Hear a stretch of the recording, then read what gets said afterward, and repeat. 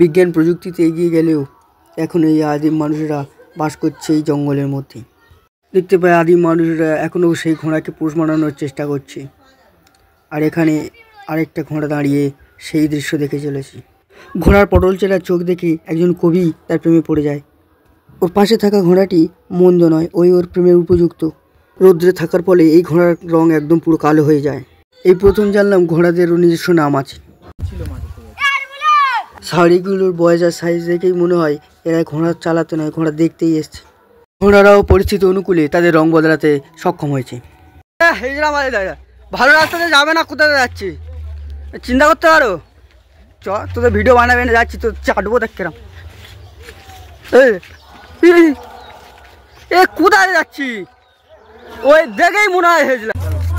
এখন যাচ্ছি আমরা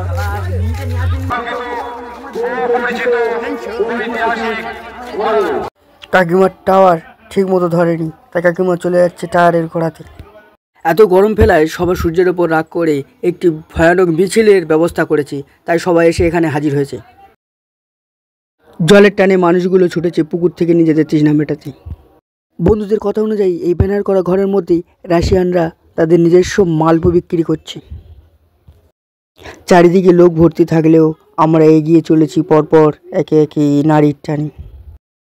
এখানে মায়ের মন্দির ফাঁকা পুরো। সবার অলক্ষ্যে মাকে একটা প্রণাম করে নিলাম। মা গো মা, আর কতদিন সিঙ্গেল থাকবো মা? তুমি না হলে আমার প্রেম করিয়ে দাও মা, আর না হলে আমার বন্ধুদের ব্রেকআপ করে দাও মা। আমি আর সেই কষ্ট সহ্য করতে পারছি না। সবার কাণ্ড কারখানা দেখে আর আমার কথা শুনে মা নিজেও জিভ কাটছে। একটা বাচ্চা ছেলে আমাকে বলে যায়, পাগল, জিভ কাটার কী আছে, ওটা তো মা কালী। কিন্তু যারা বেশি বেশি করে মা কালী দিব্যি খেয়ে মিথ্য কথা বলেছে তারা হয়তো কেউ কেউ এখন বেকার ঘুরছে কিংবা পাঁড় পড়া সিঙ্গেল। তাই মা কালীর দিব্যি খেয়ে কেউ কেউ মিথ্য কথা না বলাই ভালো। কবি শক্তি চট্টোপাধ্যায় তার কবিতার মধ্যে বলেছে, মাঠ মানেই হলো ছুট। তাই এখানে মাঠে ঘোড়া ছুট প্রতিযোগিতা চলছে। তবে এখনও ঘোড়ার চেয়ে মানুষের ভিড় বেশি, তাই এখনও ঘোড়া ছুট শুরুই হয়নি। তবে আমাকে দেখে ছেলেটা ক্যামেরার বাইরে থাকায় শ্রেয় মনে করলো। বহু অপেক্ষার পর শুরু হয়ে গেছে সেই ঐতিহাসিক ঘোড়া ছুট। প্রতি বছর এই দৌড়ে কুকুর ফার্স্ট হলেও এবছর তার ব্যতিক্রম দেখা যায়। জানি না এবছর কুকুরগুলোর কি হয়েছে, বোধহয় ভেবেছে এরা লাইন দিয়ে ছুটছে, এদেরকে ভয় না দেখানোই ভালো, তাতে মানুষরা ভালোভাবে ঘোড়া ছুট দেখতেই পারবে।